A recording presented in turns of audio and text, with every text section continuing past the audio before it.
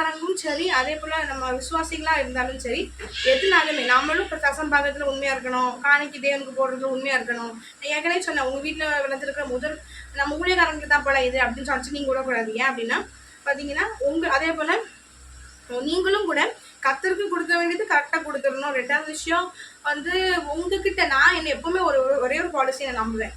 என்னதுன்னா இந்த அந்த கூனி பெண் வந்து அவ தாங்கிட்ட இருந்தது அவ்வளவுதான், அதுல இருந்து கொஞ்சத்தை கொடுத்தாங்க. நான் எப்பவுமே பிலீவ் பண்றது ஒன்னே ஒரு விஷயம், இது மட்டும்தான். என்கிட்ட இருக்கு, என்னோட தகுதிக்கு என்னோட பலனுக்கு என்கிட்ட வர்ற வருமானத்துல வரக்கூடிய காணிக்கை தான் கத்தர் அங்கீகரிக்கிற காணிக்கை.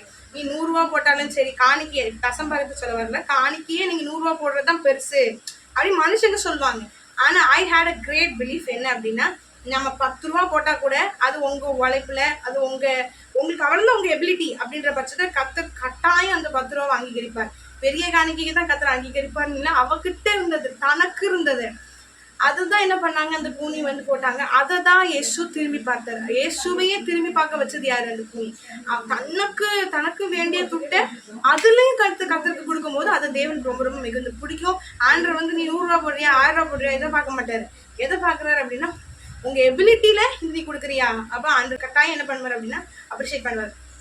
அது போல நாமளும் என்ன பண்ண கத்தருக்கு முதல் கனிகள் நமக்கு வீட்டுல வளர்ந்தது, நமக்கு பர்சனலா வரக்கூடிய துட்டுகள் கூட என்ன பண்ணுவீங்க, கஷ்டம்பாகம், அதாவது கஷ்டம்பாகம் இல்லை, பர்சனலாக கத்துறதுக்காக நம்ம வந்து அது வந்து நீங்கள் காணிக்கையாக கொடுக்கலாம். அல்லது நீங்கள் வந்து நான் வந்து பிச்சைக்காரங்களுக்கு உதவுன்னு நினைக்கிறேன், அல்லது நான் வந்து ஏழைகளுக்கு உதவுன்னு நினைக்கிறேன் அப்படின்னு சொல்லிட்டு அப்படி கூட நீங்கள் எந்த விதமாகவும் அதை கொடுத்தீங்கன்னா கத்து எனக்கே செஞ்ச மாதிரி அப்படின்னு சொல்லி கூட சொல்லியிருக்காரு.